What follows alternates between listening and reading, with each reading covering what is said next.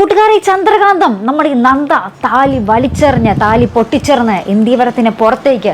അതേ പ്രേക്ഷകരെ, നമ്മുടെ നന്ദയും ഗൗതവും എന്നേക്കുമായി പിരിയുന്നു.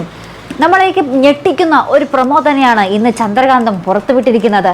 നമ്മുടെ ഗൗതം നമ്മുടെ ആമിക്കരികിൽ നിന്നും അഭിരാമിക്കരികിൽ നിന്നും നമ്മുടെ ഇന്ത്യവരത്തിലേക്ക് തിരികെ വരുമ്പോൾ ഇന്ത്യവരം ഇങ്ങനെ ചർച്ചയിൽ ഇങ്ങനെ പുകഞ്ഞു നിൽക്കുന്ന കറക്റ്റ് ടൈമിലാണ് നമ്മുടെ ഗൗതമിൻ്റെ എൻട്രി.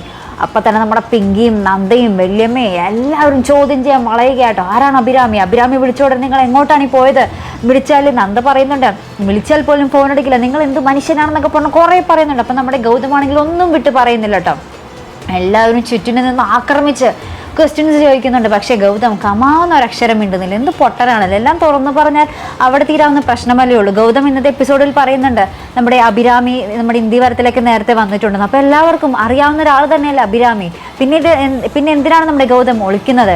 നമ്മൾ തീവ്രവാദിയാണെന്നൊക്കെ പറയാതിരുന്നാൽ പോരെ, സാധാ കൂട്ടുകാരിയാണ്, അവൾ ഒളിച്ചോടി വന്നു, ഇപ്പോൾ ആരുമില്ല, ഇപ്പം താൻ മാത്രമാണ് അഭിയം എന്ന് ഒറ്റ വാക്ക് പറഞ്ഞാൽ അവിടെ തീരാവുന്ന പ്രശ്നമേ ഉള്ളൂ. നമ്മുടെ വീട്ടുകാർ, ഇന്ത്യവരത്തിലെ വീട്ടുകാർ മൊത്തം സപ്പോർട്ട് ചെയ്യുള്ളൂ നമ്മുടെ ഗൗതമിന്. പക്ഷേ ഇതിങ്ങനെ ആളി കത്തിച്ചുകൊണ്ടിരിക്കുകയാണ്.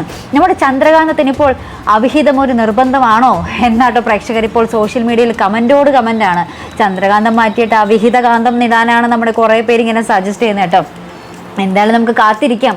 അതിനുശേഷം നമ്മുടെ ഇന്ത്യവരത്തിൽ നിന്നും ഇങ്ങനെ ചോദ്യങ്ങളൊക്കെ മടുത്തിട്ട് നമ്മുടെ ഗൗതം അവിടെ നിന്നും ഇങ്ങനെ എന്താ പറയുക, എല്ലാവരോടും ദേഷ്യപ്പെട്ട് അവിടെ നിന്നും പടിയിറങ്ങുന്നൊരു രംഗമായിട്ട് ശേഷം നമ്മുടെ അഭിരാമിക്ക് അടുത്തേക്കായിട്ട് പോകുന്നു. അപ്പം അഭിരാമിനോട് ഈ കാര്യങ്ങളൊക്കെ പറയുന്നുണ്ട്. അപ്പോൾ നമ്മുടെ അഭിരാമി ഒരു ആശ്വാസ വാക്കുകൾ ഇങ്ങനെ പറഞ്ഞ് ഗൗതമിനെ ആശ്വസിപ്പിക്കുന്നുണ്ട് കേട്ടോ. അപ്പോൾ നമുക്കിപ്പോൾ ഗൗതമിന് ഇപ്പോൾ നമ്മുടെ അഭിരാമിക്ക് അരികിൽ ഇരിക്കുന്നതാണ് നമ്മുടെ ഗൗതമിന് ഇപ്പോൾ ആശ്വാസമായിട്ട് തോന്നുന്നത്.